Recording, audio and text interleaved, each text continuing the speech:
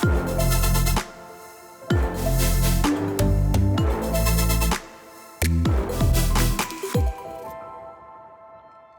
everyone, and welcome to A More Perfect Podcast. I am your host, Mike Winson. Today, we have a very special guest, someone who I have known for going on 5 years now, which is absolutely amazing. She is a musician. She's a singer. She's a streamer. She probably does a bunch of other things that hopefully we'll find out about today.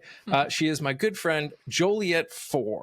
Hi, thank you so much for having me. Hi, how are you doing? It's so good to have you here. Thanks. Today, we're going to talk about music. We're going to talk about music in the church. We're going to talk about a bunch of different things, but I wanted everyone in this community to meet my friend Joliet, because not only is she just one of the most kind-hearted, amazing people that I have ever known, but she is also an absolutely fantastic musician. Thank you. And we're going to talk about your most recent song that came out, but we're also, you have a song coming out that we'll also talk about a little bit. But just in general, how are you doing, Joe? It's great to see you. I'm good. Thank you so much for having me. It's an honor to be here. Of course. I don't know if your community knows that you sing.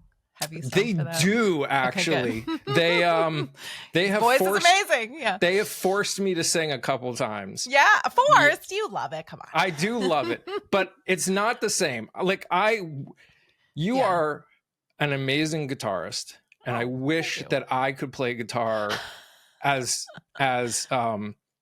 easily as you do. That is one of the things I struggle. It's one of the reasons that Twitch Sings, which is, for everyone listening, where we first met. That's why I love Twitch Sings, because singing, performing, I can do that on a if you ever want to just start playing, I'll start singing.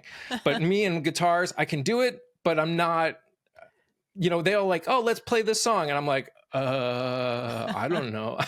It takes a long time to feel confident on guitar. Like, I have a duo partner who is years ahead of me on, like, he's amazing. Playing. Yeah, he's amazing. And so it's like one of those things, like, I don't really, and I also feel like singing suffers when you have to focus. I'm not the kind of person that can just pick it up and, like, I have to work really hard. Yeah. Those people are you don't, magical. It doesn't look like you have to work really hard. Oh, well, thank you. Appreciate that. But yeah, if you have to play something, your singing suffers. And I'm like one of those, like, I'm going to hyper focus on the one thing. But, which I could see. That's why I love Twitch Sings. Yeah. Which is why I could see that even being hard for you, because your voice is like, you have such an amazing style about your singing that I could see if you have to put focus into other things, it makes it very difficult to put that texture and like whatever the hell. Yeah. Which is why when I would always be forced to play, I'd probably play like the same 5 songs almost every time, because I can play them in my sleep. I don't have to think about it. Like, I love Hootie and the Blowfish, because I can do his that kind of round tone. That growly kind of sound. Yeah. Without even thinking about it. That's like the perfect range, the perfect everything. I know the songs from growing up. It's Did great. You know when he said the Dolphins make me cry? It's actually about the football team. Is that really? I thought it was just real dolphins. And this whole time, like, I'm like, the Dolphins make me cry too. I think he means the football. Well, okay. Songs have always been different things to different people, so you might as well just go ever with evolving. Yeah, it's fine. So what I wanted to start with is the music side of things before we go into the rest of the crazy world. Just to give people an idea, what got you into music? Have you always been in? Is this something you always did? Were you doing it as a kid? Because I was singing since I was like 5. Yeah, same. So my parents were both musicians. My dad was actually a songwriter in the Christian music industry in the 90s. Okay. And I grew up in Nashville. I grew up in the studio, like sometimes doing stuff just myself. Like, I think I did like it's even recognized on like Discogs, which is embarrassing. But it's like the camp songs, like Christian camp songs. Like, really? I Am a Sunbeam or something like that. I forget it's like anyway, little kid songs for the church. Wow. For VBS. I don't know. Yeah. So that was a professionally done project that I did growing up. But yeah, he wrote music for for artists in Nashville. Wow. So that's how I grew up. It was kind of like my brothers and I have an older brother and a younger brother, and we all were just really very heavily influenced and pushed into music. Not like roughly, just like, yeah, you can sing, go. You're around it all the time. It's really Yeah. hard not to have that be something that you're just do. That's just it's a very deep part of my identity. Yeah. Yeah. When did you go from it kind of just being a part of you to really deciding I want to do this as a living? So my dad, my parents divorced and we left Nashville, and he had it with the industry. Okay. And he decided to become a worship leader, which he'd never done before professionally. A lot of singers who grew up in the church just kind of show up and will lead worship here and there, Right. or do like a cute little concert that's love offering. You know what I mean? Like style of making money. Oh man, the 90s and early 2000s were wild. So he did that, but he got into actually being on staff kind of as a worship leader. Okay. And that was really my most of what I remember, because that was my young, like tween years and teenage years. And so I was on his worship team way before churches were doing video slideshows behind the lyrics on the screen. Yeah. Way before churches were doing click tracks, my dad was like recording his own like guide track and everything. Really? Like the bigger churches you'll see now, we all have in-ear monitors. We're listening to like chorus 2, 3, 4, like stuff like that. And he was doing that a lot. And I was the one editing those videos. We were like buying licenses from National Geographic, and I was like editing out the coyotes pooping in the corner so that we could get the nice, pretty, like scenery behind. Because pooping shout is to the not Lord. Very Christian. That's right. You can't Christians do that. don't poop. You can't do that. No. That's the sin, leaving your body. No. So be regular. That's not. I wasn't taught that. That was just me being gross. So anyway. But yeah, that was how I grew up. And then I wanted to be like, I wanted to be an artist. I want to be like Jackie Velasquez. And whoever else was popular. That's Jennifer Knapp, I'm older, everybody. But anyway, You're not older than me. Or if you are, you're barely older than me. I don't remember how old you are. Why do you look like you're 22? I turned 47 this year. You do not! I do. Well, you look fantastic. I don't know what Thank you're you. drinking. I don't know if it's you sold your soul to the devil or what. I tell people it's smiling and singing. Yay. There you go. I like that. I'm going to steal that from you. There you go. But anyway, okay, so we decided that is a good path for me. My dad and I, he's used to mentor me in songwriting, and I wanted to do that. So I wrote a bunch of songs with him. These are his awards behind me, by the way. These are ASCAP and Dove Awards. And I don't have the actual statuettes, but my grandpa still has those on his shelf. But I keep these, and that's his guitar. I keep these on the wall behind me because every time I feel imposter syndrome, I need to remember who I am, right? And where I came from. And so I try to keep that back there to encourage me. He's no longer with us. And so I really want to make my dad proud, because he never saw me with any kind of success. He passed before any of this could happen for me. Anyway, so I went into the church world. I did try like the American Idol path. I tried making the band. Did you actually get like I got to the contract stage of that, and it was gross. I couldn't do it. Both of those. And I was cut from American Idol, let me be clear. They didn't want me. I tried that like 4 times. No, thank you. Wow. They said no, thank you. But the making the band was more recent. I think that was in like 2003, 2007. I don't remember dates or nothing. So everything before 2020 is just a whole different universe. We jumped into a very dark timeline, or maybe some of us were just ignorant and privileged. I think a lot of us were ignorant. But yeah. So anyway, that's always what I wanted to do. I was in a band with my little brother shortly after my dad passed away.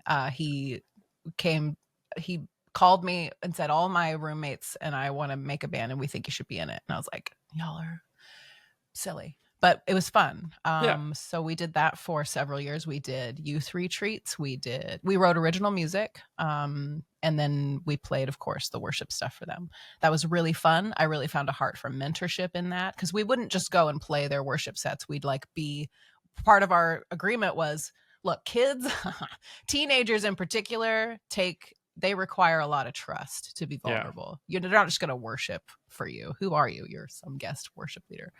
So we said it's essential that they actually get a chance to get to know us and we get to know them. So we were youth leaders in their little small groups, and we'd kind of be a part of the little breakout sessions and everything. And that was really fun. That was really fun. Then everybody, I don't know, like some bad drama happened and stuff, and it kind of fell apart. Drama never happens in the church. No, Joe, in bands. Ever. No. Bands, church. That's not a thing. Those are the epitomes of calm, collected. If you're doing it right, if you're sinless, if you're righteous. Which is why it never fell apart. Which is why that stuff always happens. That's right. What? We're imperfect. So that fell apart. And then I was trying to kind of hold on to it with a really tight fist. Even though we were replacing members and it was becoming a really sort of, I don't know. My business partner at the time, he just said, I think we just need to let this die. I think that's God's will, is to let it go and let it die. And I was like, but I was living in a different state. My husband and I were pregnant, and 9 months pregnant, we moved to a completely new city, didn't know anyone. He started a new job, had no leave for like baby leave, like paternity leave. Dang. And I went through massive postpartum depression with that. I don't know if we have any moms listening, but it's the most isolating, lonely, wonderful, horrible time that you can go through in life. Do you have kids? I do. You ready for this? You thought, yeah. I have an 18-year-old. Oh, okay. Whatever. You look like you're 18, but okay. You could say anything on the internet. I don't believe you, Mike. Well, I mean, people can say they don't believe me all they want. Right, but it's the truth. The 18-year-old that's literally next door right now, probably laughing at me or shaking her head, going, why are they talking about me? That's adorable. My daughter will be 10 this month. Nice. So I still feel like almost a teenager. You're getting close. The tweens are calling, and it's very loud and fun and ridiculous and super cute. Anyway, she's my only one because I had such a difficult time both with the birthing process, but also like postpartum. I really felt like I was one of those hover moms that like would sleep next to her crib, like on the floor, because I couldn't leave her. Oh my. I couldn't leave her alone. I don't know why I was like making myself suffer more. I could have just put a bed in there, but like she couldn't breathe one night. Like she's had a cold. It's just a cold. Yeah. But I'm a hypochondriac, and so that means she's going to die soon. Anyway, and so I was freaking out about that first mom stuff, right? And first time mom stuff. I mean, we had one of those pads that would tell you like they slept. It went under the mattress, but it was really sensitive, so it would sense when movement stopped. Oh God! For normally that's never a problem, but our daughter was a very deep sleeper as a baby. Lucky. And that thing would, what it would do is it would go, basically, if it seemed like they were like stopping moving, detector? it would make a noise to get them to start moving again, because it's to protect them from spontaneously dying for no reason. Yeah. Spontaneous death. I think that's what that stands for. SIDS, spontaneous infant death syndrome. Yes. Yeah. Yeah. That's amazing. It's just thinking. I'm glad it's crazy what weird things are out there, but we loved it because it gave us this peace. Because obviously, again, right, when you're first time parent, you worry about those things. But because our daughter slept for 14 hours every night after like you don't need to brag. After like 6 months. Oh my God! What did you? What were you feeding her? Oh no! This is amazing. We understood how lucky we were. Yeah, but it also freaked us out. So See, I told you before we started. I said we were going to go on complete tangents, and that's fine. But so, especially when it first started happening, we would wake up and we'd start doing things, and we would both go, do we need to go in? Should we? Because this doesn't feel right. This doesn't feel right. What kid has ever slept 14 hours at like around a year? That just doesn't happen. Did you guys do that baby wise thing? I don't even know what that is, so I can't say. Don't look it up. Don't Google it, everyone. Don't do it. But we would freak out. There were literally, especially in the beginning, we would sneak in and like look at her and like put our hand right, put the finger right over and just make sure that there was still breathing going on. But yeah, that pad sounds helpful, but also like stressful. I don't know. It only was stressful as it went off. Right. As long as it was sensing movement, there was no stress whatsoever. But it would kind of nudge. That's amazing. Yeah. I almost let the cat in just for that same reason. Like just sleep. Did your cat like going in the crib? It's peaceful. No one's in here is bothering me. There you go. So but I was laying on the floor one night, like stressing out about her. I've never had anxiety or depression in my life until this happened. And I don't know. What is that? Just the crushing weight of responsibility that I've never. I'm very devil may care about myself. Whatever. I'm going to heaven. Like I don't.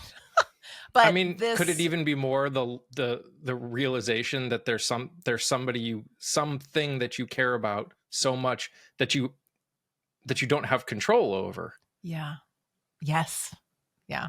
Like there's only so much control you can have. Like, which is crazy because there's this baby that can't do anything without you, and yet you realize there's also very little you can do. Yes. I remember being 9 months pregnant and feeling like she's safe here. She's safe. I've got this. And then she's no longer in me, she's in my arms, but I have to give her to someone else's arms. And then when I wasn't able to breastfeed very well, somebody else was feeding her. And I just felt more and more, it's been a constant state. Having children is like constantly learning to let go.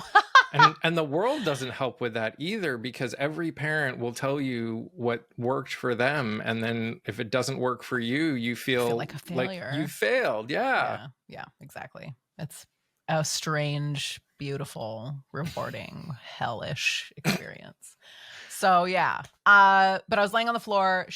And I was just praying that God would open her airways so she could like breathe and not or whatever was going on. And I got this image in my mind of like a fortress kind of falling down.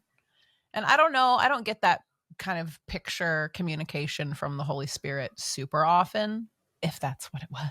Or was I sleep deprived and delirious? I don't know. Whatever it is, it worked for you. But anyway, I interpreted that as I was going through a lot of identity issues, right? Music is who I am. I've never questioned it. God made me a singer. That's what I do. So I had to step away from all of that. And moms have to completely sacrifice who they are, especially at the very early stages, to just be sustenance, to be protector, to be minder, like that's what we do. And so that identity theft really like did me in. Like that began this like depression for me. I didn't know who I was. I felt like when she fell asleep, I didn't exist. Like a robot that shut down. It was a really strange feeling. So I just clung to God. I woke up in the morning before anybody else. And just wrote in my journal, and like I wrote a bunch of songs that are now part of the Joliet4 world. And I felt like he was saying with that image of that crumbling fortress, you're no longer meant to lead worship. And so I can't explain why I thought that, but I was like, what? And I got mad at him or whatever. Well, I hadn't yet found a church yet.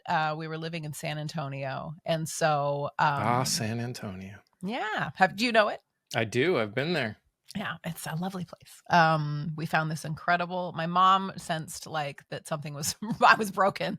And she came to live with us for a few months. And she's like, the first thing we need to do is find you a church, where you can just go and cry, basically. So we found this incredible church where they didn't care about the decibel levels. There you go. The worship pastor was rapping. I adored this place. Wow. So that is big fan. If anybody wants to Google Jonathan Ravenel, he's phenomenal. Find his church and go there. But he's wonderful. I joined the worship team, and I had a lot of experience leading worship. I had been doing it for like 10 or 12 years at that point, and maybe more than that. And he was like, hey, I want to take my wife on a honeymoon trip because we planted this church and I haven't had a very good break, and you seem pretty qualified. Can you handle just doing the weekend of services? And I think there were 3 services at that time, 4 services. Dang. At this church. And they were booming. They were going through a big growth spurt. They came from the standard plant that was in a movie theater right on the weekends, right, and they had to tear down.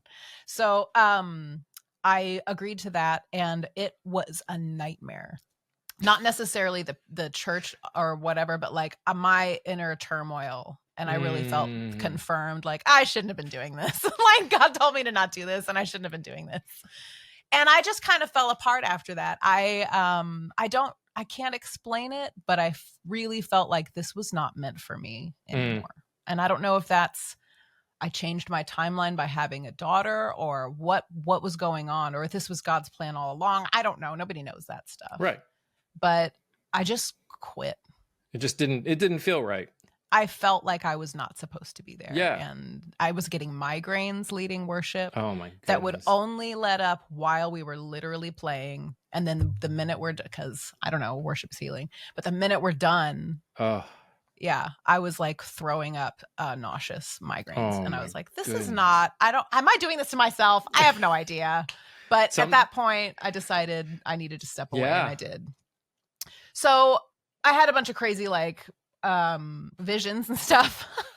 We don't need to go into all that. With the migraines, probably. Probably induced by migraines and first time mom lack of sleep and anxiety and all that jazz. But a friend of mine from my childhood, when we were growing up in Nashville, my dad and his dad wrote songs together. He was also living in San Antonio, and he sent me an invitation to Smule, which is the phone app where you sing duets with people. And I was like, this is the worst name ever for an app. But anyway, this sounds fun. People are like singing in their closet and stuff. And I thought it was really cute. So I was like, oh, okay. So I joined. I was using my my real name at the time. Joliet is not my real name. And so I started singing secular songs. Ooh. Like love songs. Wow. And I really started to explore what my voice sounds like when it's not under a limiter of like the congregation needs to be able to sing with you. You can't just pop off and do a bunch of runs. You can't like do tricks and acrobatics, which I really found a lot of therapy in and joy in. And maybe it's a little showy, but I'm a girl who used to live in a church bubble. Like, let me out. So some of the songs I wrote right out of the gate. And I will say your runs are amazing. So I appreciate that. I'm working on it. Like I can't hear intervals like Yeba, but it's my goal in life to learn. You go. So anyway, that's where I got started doing love songs and like writing about relationships and stuff like that. And then Twitch, not 6 months later, I found out they were developing this karaoke game, Twitch Sings. Yep. And I was like, oh, I'll get in on that. That sounds like fun. And it really was fun. I met a ton of friends like you, and I just had a blast. And then I started playing my originals, and people invested in that. And now that's kind of what I've been pursuing for the last 5 years or so. Did I ever tell you that I avoided Twitch Sings like the plague at the beginning? What? Why? I thought it was the dumbest thing ever. When I heard you were not alone. It got such a bad reputation. When I heard that Twitch made a karaoke thing, I was like, why the heck would I want to do karaoke online? I don't even want to go to a karaoke bar. Why would I want to do it online? Sure. Yeah. I don't think I'd ever been to it. Yeah. Because I'd been singing my entire life. The only reason I started was, so at the time I was just a gaming streamer on Twitch. Yeah. My community was like, they heard that I sang and said, we want you to do it. And I said, fine, get me 50 subs and I will do a Twitch Sing stream. Was only planning on doing it for 2 hours. 6 hours later, that was the only thing I did. Yeah. Yep. And it was fun, right? It was so much. I mean, it was so much fun. There was far too much drama because, again, musicians. But yeah, it's funny how it like cultivated these communities. And no other game. You require another person to play that game, kind of. Yeah. I mean, there was the open mic feature, but like the point of it is to network and to sing with other people. And like, what a beautiful way to get to know people and also start fights and just to be creative. I mean, you and I. So for those listening, Joliet, when she first started, became really known for singing the song River. Oh yeah. Like that was your song forever. Yeah, after the competition, yeah. Correct. Yeah. And then probably, gosh, it was right around when I got featured on the Shelf, back when the Shelf was important. The Shelf. Yeah. For those listening, the Shelf, basically they would take load up the game one person. When you load up, there'd be Yeah. one person that would be front and center, and I got lucky enough to be one of the first, like not the first, but like way earlier than I was expecting. Good job. But what song, or you were just, I guess it's all your songs. Like people just, hey, here's some artists you should check out. They picked like 5 or 6 songs, and I hated half the songs. Of course they did. One of the Twitch Sings people came on to a stream that I was doing and apologized for a couple of the songs because they knew they weren't the best ones that I've done. No. But I guess there were reasons they picked certain ones. I don't know. They were probably featuring that artist or song. But right before I got picked for that, I had sung River for the first time. And if you've never heard River, that's a really high song. And it was designed for a female voice. And I sang it full out blast. Heck yeah. And then I decided to add Imagine Dragons lyrics into it as well. So that kind of became my thing. I didn't really steal it from you, but it did kind of turn into my thing for a little bit. Heck yeah. And then you and I ended up singing it together, which was really cool. But that was so dope. There were so many things there was Felicity's Dare to Duet, which was a competition.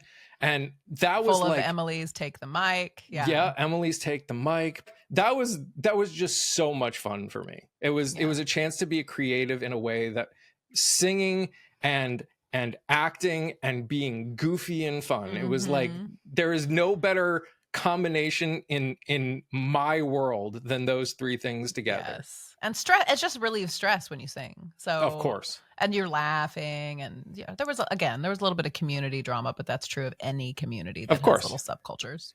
But for the most part, it was a net win. I absolutely loved. And you got to play with lighting and it effects. I'm sure you saw it too. The amount of people that would come up, especially because COVID hit it was technically towards the end of Twitch Sings, but it was right in the middle of my career in Twitch Sings.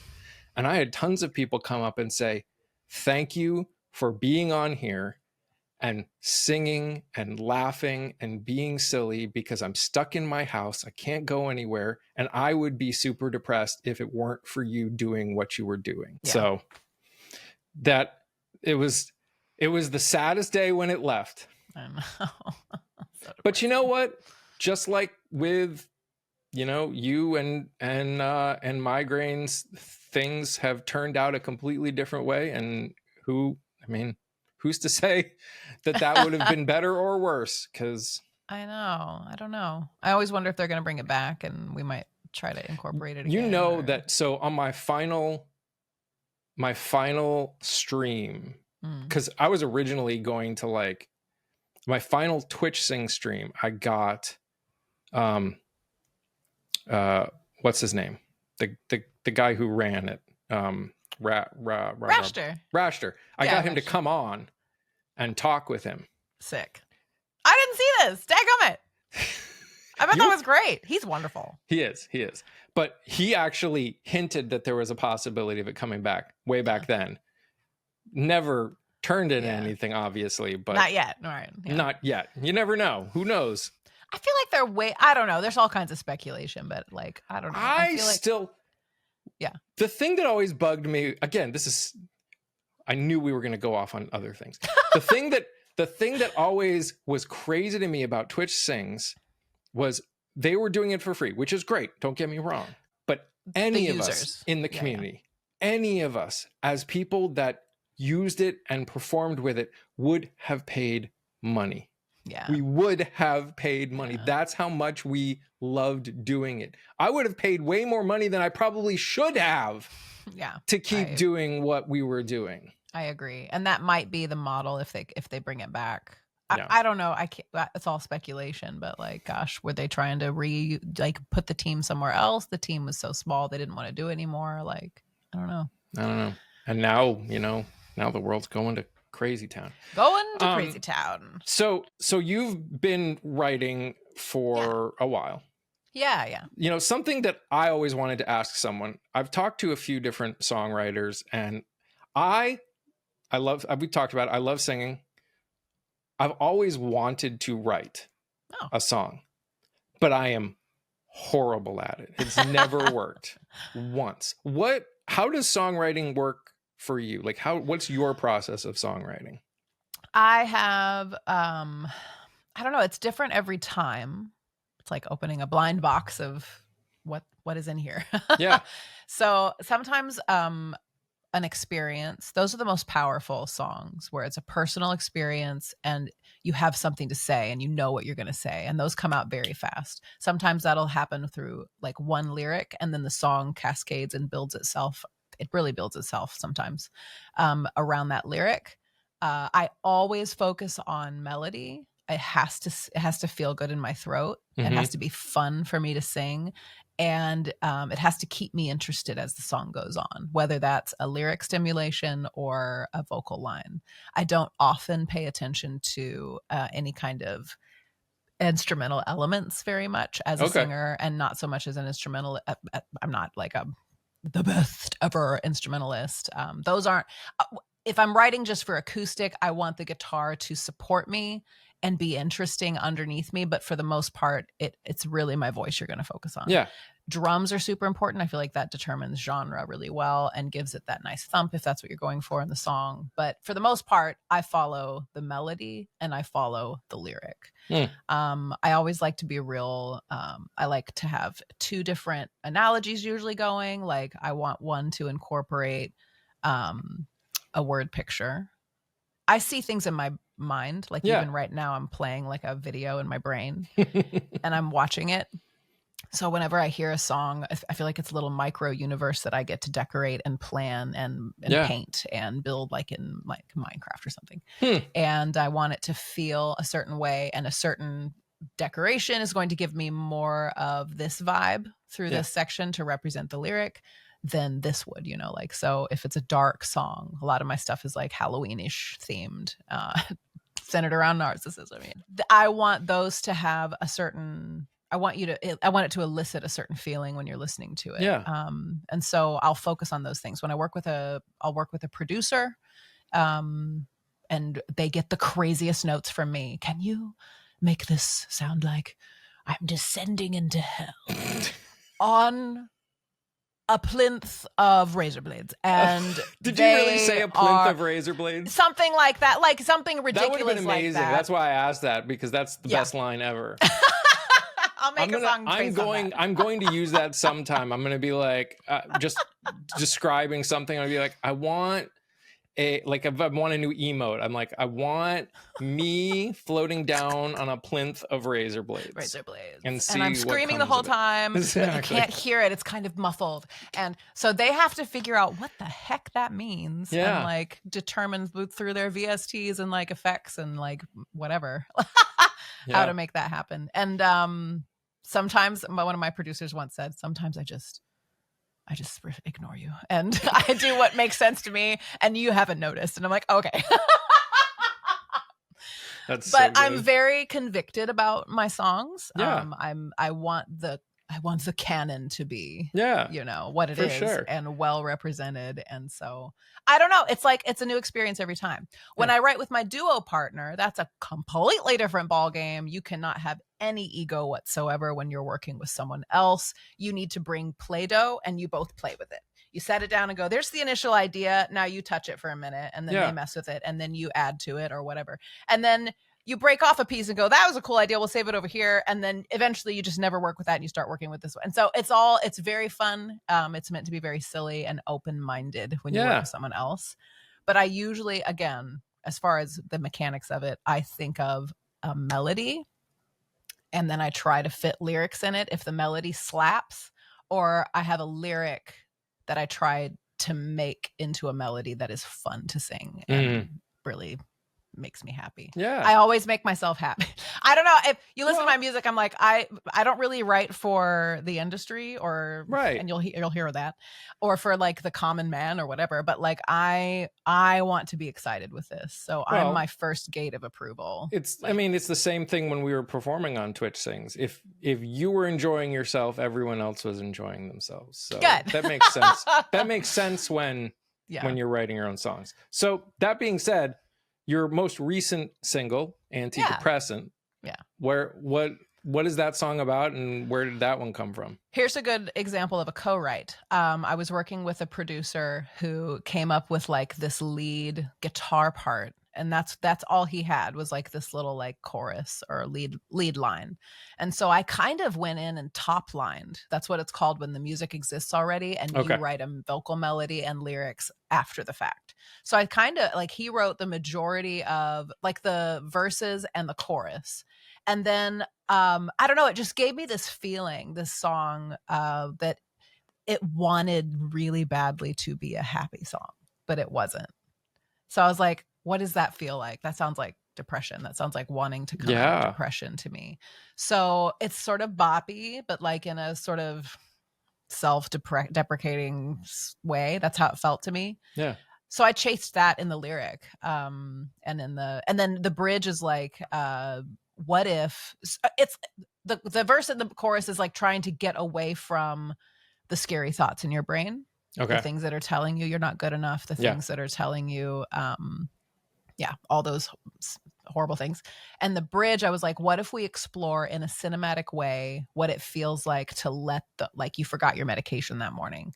So what does it feel like to actually let those thoughts get caught up to you? And like, so you really hear a sense of like, there's a ticking clock, there's feet running, like it gets real dark and then it comes back to the chorus, which is again, trying to be happy. So, that song was all vibe. I was like, what does this feel like to me if I were, And so that's how that song happened.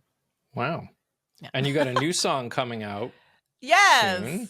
Yes. Do you want to talk about that? I would love to. It's called Two Ghosts. It's not really about anything creepy, really. It's Casper. Nah, it's about being ghosted. Oh.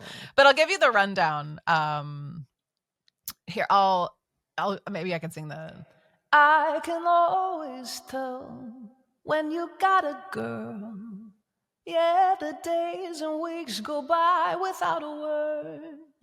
And I always know when you're in love. Despite our plans, there's no room for us. Okay, so that's kind of about I love your singing, Joliet. I miss it so much. I love you so much. And I'm sitting here thinking of the harmonies in my head, and I wanted to turn on mine and start singing with you. You can hear it. Except I didn't know any of the words. So I know that's it would have true. been hard. If that would be next time we'll plan a song and then we can do the whole live duet. That'd be fun. But it's about being in, this literally happened to me. I was in a songwriting partnership with someone. It was just temporary. It was like, hey, let's write a song together. Yeah. And we started working on something, and they just kind of stopped communicating with me. And like, I go to look at their page and I can see, okay, they're in a relationship or whatever. So that's taking up all their time. It's fine. And so I thought, what would it be? But it never came back. Like, they never came back to me. And I was like, well, screw you. I thought we had such a good, thing going. I was so excited to work with you. So I literally would go in the chat room. You all know what this is like, but you would go in the chat room, and you know how on some apps, like the little profile picture is black and white when they're not there? Yeah. Actually, I think it's like that on Twitch. Or it used to be. So you can't make like your profile picture black and white because people will think you're not online. Right. Well, anyway, and then when you're in there, it's color. So I would go in there. There they are smiling at me in black and white. And I'm like, that's like your ghost, like literally your ghost. And then I would kind of go back through the conversation. I want the music video to be animated, and this is what I want it to do. So pay attention. That would be pretty cool. I can't afford this. It's like $5,000. However, if someone wants to, okay, so I wanted it to be like, I'll go in the chat room. If there's anybody that wants to help, he wants to make like a GIF girl message style. me and we'll get you in touch with her. Yeah. Lo-fi girl. That's her name. Lo-fi girl. That's the style I want. Okay. So anyway, I go in, I'll scroll, and I'm rereading all these conversations. And it just they never come back. But I thought it would be cute. You know that when you leave, your picture is also black and white. Mm-hmm. So you're also kind of a ghost in that moment. Yeah. So I thought, wouldn't it be cute in this music video if my ghost can communicate with his ghost and they kind of fall in love? But every time I come back in to check and get mad, I'm sort of denying him this relationship, So it's sort of a cute, weird brain twist of like, I thought that'd be cute. That's not really represented in the lyrics, but I want that to be in the music video. So the line is, I'm holding on loosely, but I'm not letting go. I know you use me when you feel alone. Yeah, you ignore me because I can see through you the most. So now I sit here with your ghost. So that's the line. And then at the end of the song, I was like, maybe it's better if I leave you with my ghost and you two can live happily ever after life.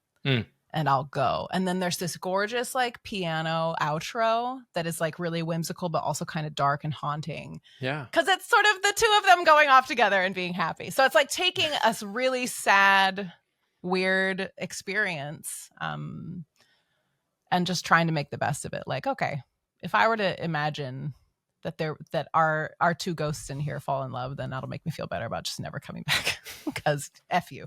Because this person just doesn't want anything to do with me. And when is that supposed to come out around? I would like it to come out on Halloween. So I'm waiting on the artwork and mastering for the track, but that is my goal, is to have it out on October 31st.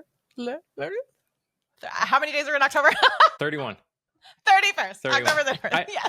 Do you do this the 30 days has September every time someone asks it? No, I laugh awkwardly and expect the other person. Okay. Yeah. To Every know. time So someone thank you for asks doing how that. many days, except for February, obviously, I always knuckle? go 30 days, half September, April, June, and November. All the rest have 31. I don't know that. I will memorize that. I've seen people count their knuckles. Oh. Like, and I don't know which one is which, Yeah. but like January, February, March, April, May, June, July. So. Huh. Yeah, I don't remember when I was taught it, but I was taught that lyric on the way to know what days, what's 30 and what's 31. That's music therapy. Did you know that? No, but it learning makes sense. with song. Oh, and yeah. Yeah. That's all a part of it. That's cool. Yeah. Anyway. Well, anyone who's listening that wants to check her out, we'll put a link to her Spotify and all the other places, so you can make sure. Spotify's evil, so if you want to not listen through Spotify, I would. How about this? When we get off, I'll find out the best place for me to send everybody, and that's what we'll do. They're funding weapons. That's true. And paying their that's CEO true. and not their artists. Yes. Just food for thought. Are we getting into that now? Probably. Segue. Yeah, we're about that time. That was the best segue I've ever seen in my life, Joliet. Thank you for supporting my music and pushing that out there. Of course. Seriously, Joliet.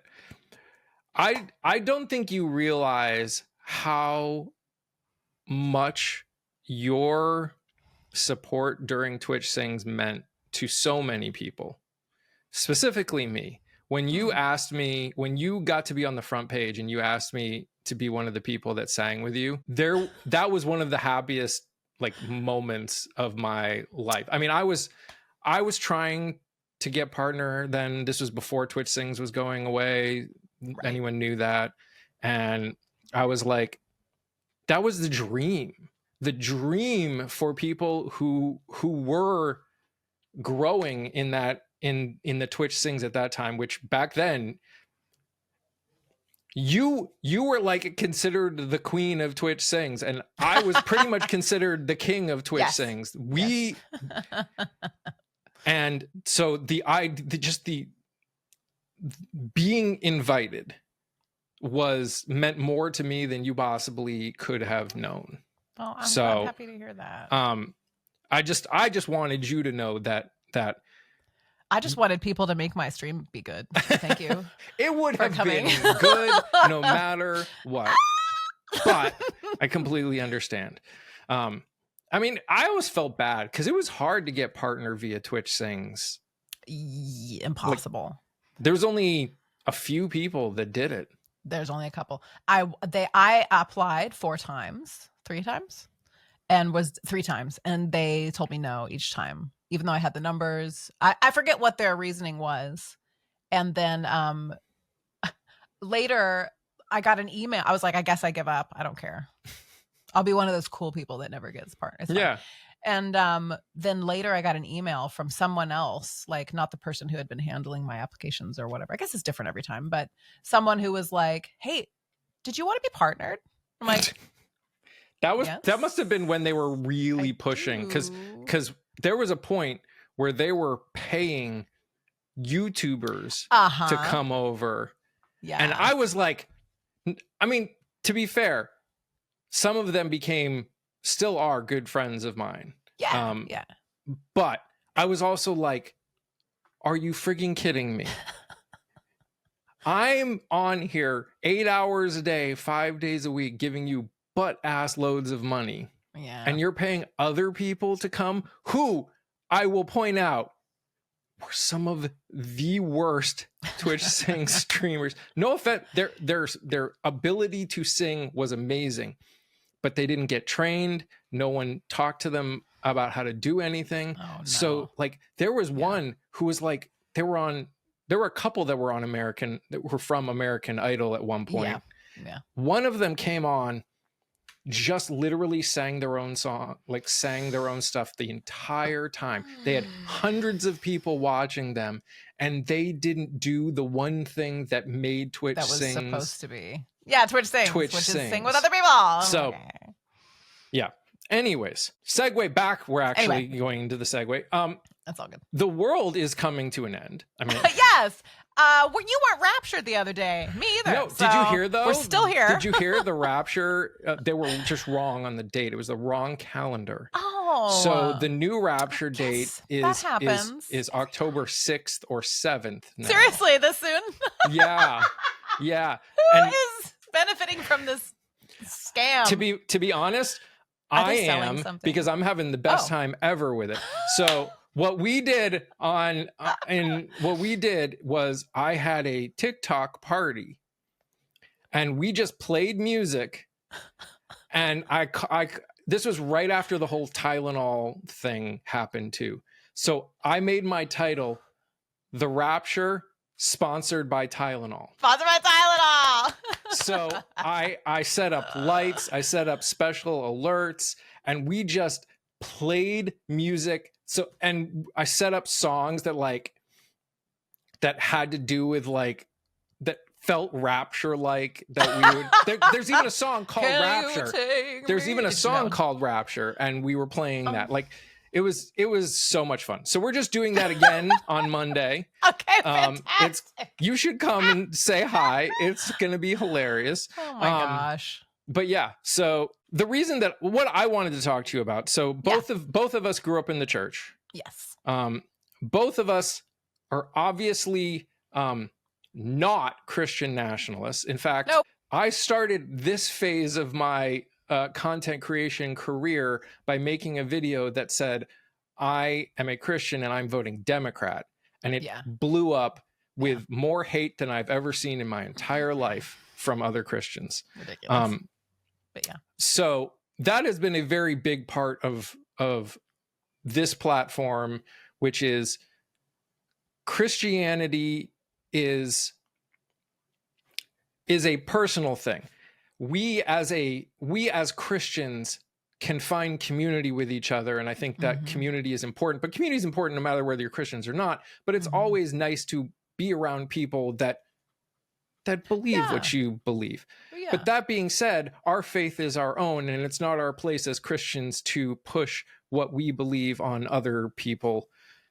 Firmly believe in separation of church and state and freedom of religion or from religion, all that stuff. Yes. So my question to you is just so other people, because other people, it's good for other people to know that there are other Christians out there that feel the same way. Like, how do you see Christianity in this, like, obviously not Christian nationalism. How do you see Christianity as it's supposed to be in the world? Like, what's my opinion of what Christianity is supposed to be? Yeah. Honestly, get out of your own head is how I feel about it. Like, you need to stop focusing on yourself so much. The best healing is actually reaching out and helping someone else. And I think that's true. I'm not saying forego therapy or something. That's ridiculous. Therapy is amazing. Yes. I can tell you more now than ever. Yes, please. So get your stuff together, but like, really go out, lend a helping hand. I think that Christianity is loving your neighbor and helping the marginalized, getting people as many rights as they want, and freedoms. I think God is all about freedom. Yeah. Otherwise, we wouldn't have a choice, right? We'd be no different from the angels. So to say in our country right now that you're not a Christian if you don't do A, B, or C, or, I mean, whatever about labels, but to try to force something on anyone is wholly and completely unchristian. So free will, hello. So when we did the Rapture party, I had multiple Christians come in and tell me that that I was being disrespectful to God. And I was thinking about making fun of the Rapture, which is not making even fun of the Rapture, supported. making fun of God by making fun of the Rapture. Okay.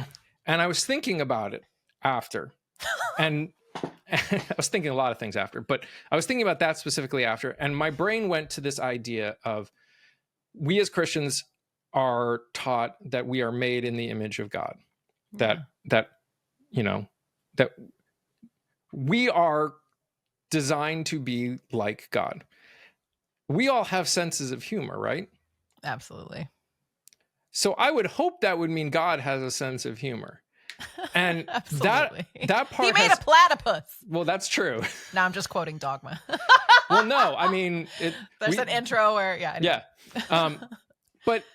But it's true in the sense of, if God created people with a sense of humor, why do we as Christians act like he is this stickler that if he can't take a joke, who can? Right. No, he absolutely could take a joke.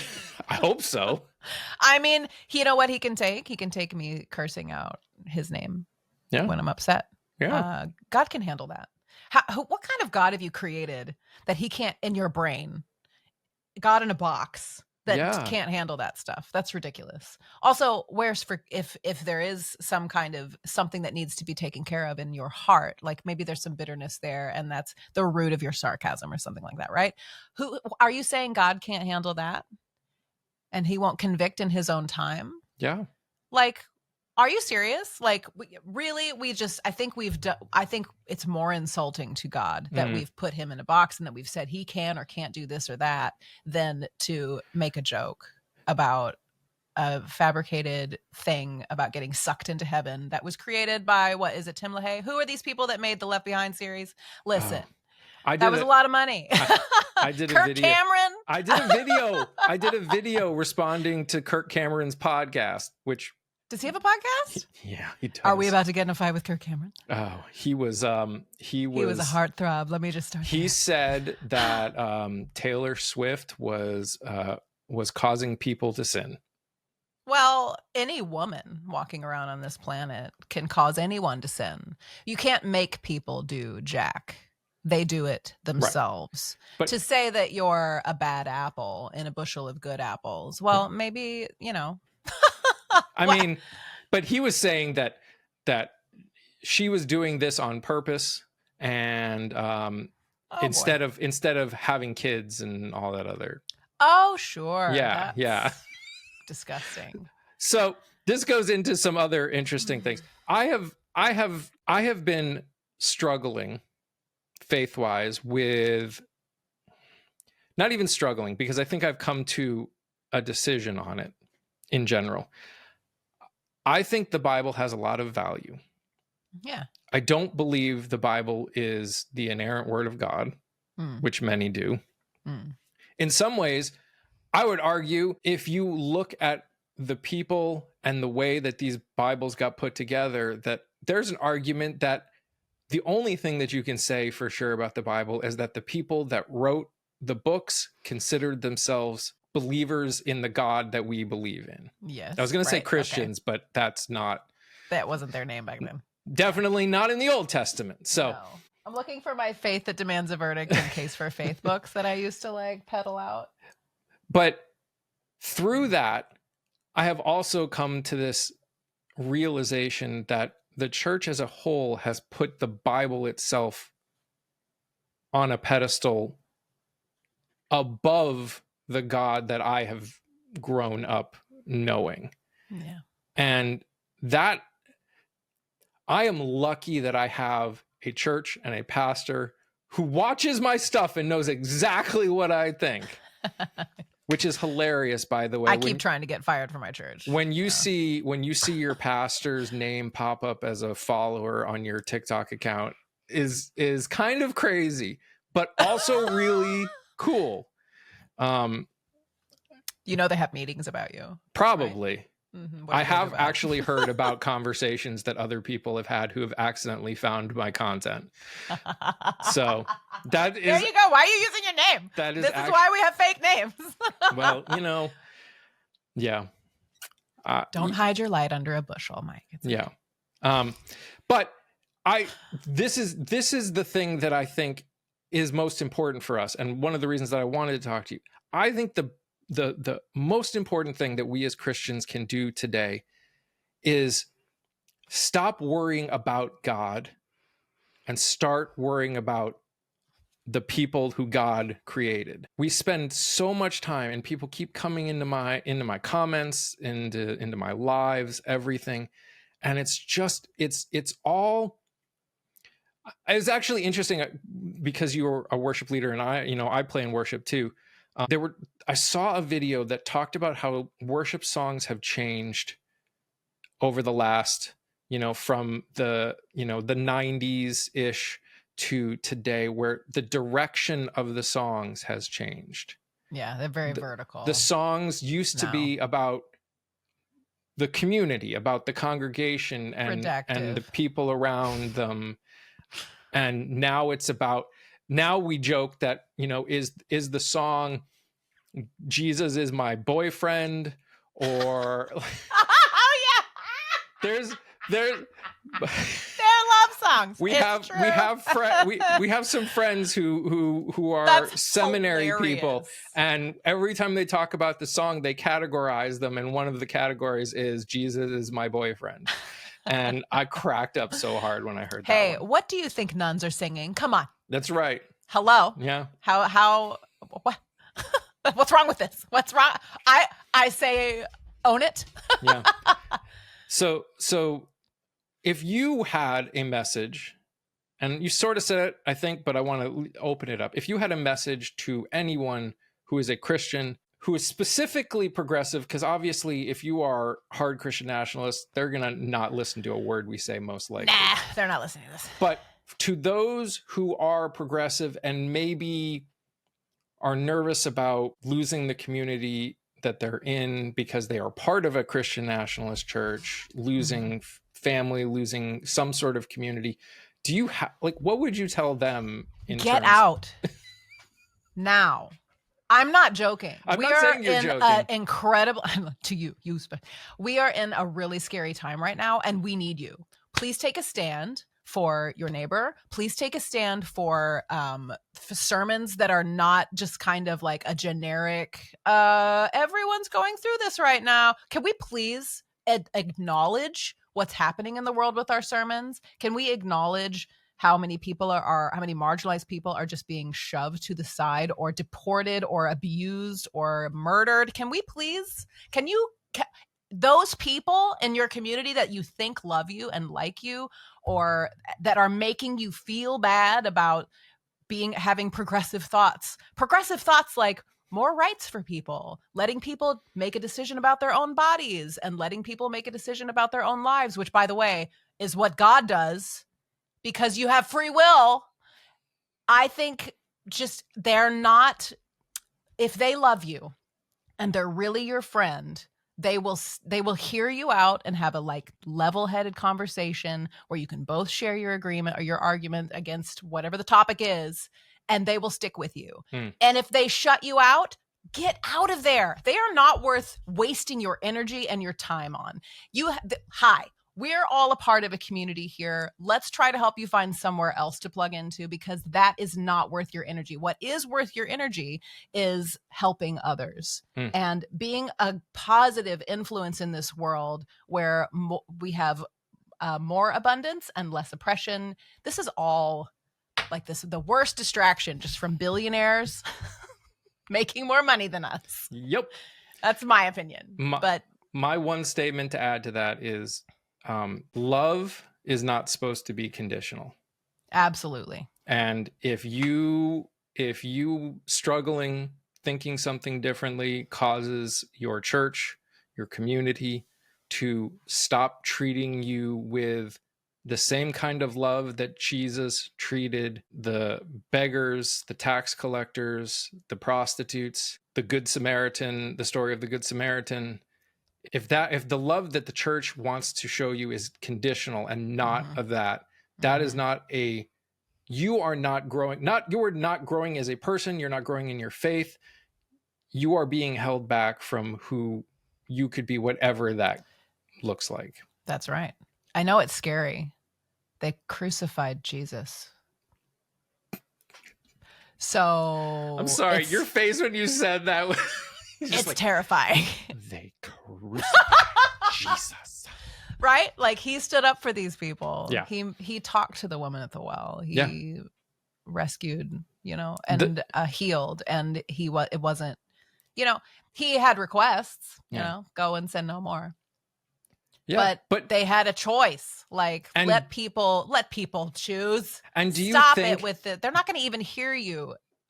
Does anyone truly think that when Jesus said go and sin no more to the woman at the well, that he believed that she would go and sin no more? Then she ascended into heaven. Like it was just happened. No. Honestly. Joliet, this has been so much fun. I love you. I love you too. And I hope that we can do this again sometime in the future, maybe after your song releases. Yes. So I have, hopefully. So it's going to be called Two Ghosts, and it's coming out again Halloween or so. And then I have a duo partner, and we're always releasing music. There's always something to promote. Yeah. So definitely. And these are the kind of conversations we need to have. These are the kind of conversations that Christians that believe in the teachings of Jesus need to have, because there are a lot of people that have been hurt by the church, and there is a real and valid reason why so many people distrust us now. The first thing I realized when I left the church and started doing music out in the world,